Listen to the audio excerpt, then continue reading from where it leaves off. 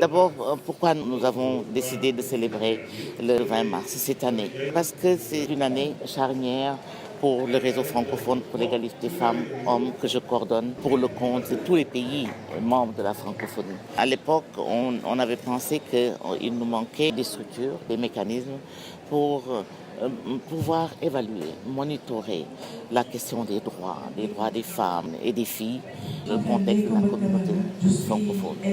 Et on a créé ce réseau francophone pour l'égalité femmes-hommes, qui est en fait un réseau de réseaux. Il faut être d'abord membre d'un réseau qui travaille dans au moins 2 pays de la francophonie avant de pouvoir adhérer au réseau francophone pour l'égalité femmes-hommes. Donc c'est une activité majeure que nous mènons depuis quelques temps. Et puis à Yerevan, nos derniers sommets, la stratégie égalité femmes-hommes de la francophonie a été adoptée et le réseau francophone pour l'égalité femmes-hommes est un outil d'exercice de cette stratégie-là sur le terrain. Donc c'était important que l'on puisse nous manifester au cours de cette journée internationale de la francophonie et nous avons choisi un établissement d'excellence et également un établissement mixte parce que ici à Sédou Nourtal nous connaissons les performances d'abord de ce lycée.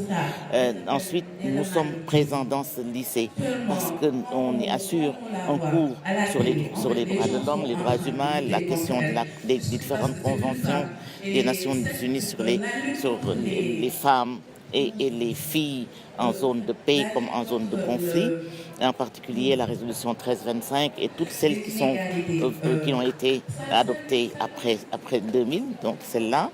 Et on fait un cours aux jeunes de la 4e à la 1re, en sautant, en laissant de côté les années d'examen. Nous avons 8 semaines d'enseignement. On a commencé par Mariamaba. Maintenant, nous sommes ici aussi. Et d'autres lycées, en particulier l'Imam Moulay aussi, nous attendent dans ce programme. Donc, nous sommes familiers avec le travail, ce que la directrice fait, Madame Colli, et tous les enseignants, tous les efforts qu'ils font pour mettre leurs élèves au courant des grandes tendances, des grandes orientations, des enjeux globaux du monde. Et pour la francophonie, avec le directeur de la francophonie, M. Marie Touré, on avait décidé de venir nous entretenir avec.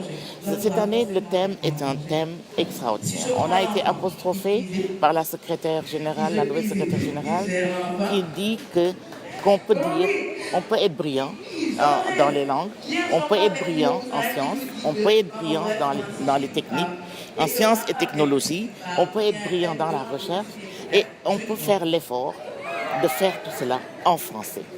Parce que vous avez tous vu, nous vivons tous cette tendance et c'est dommage.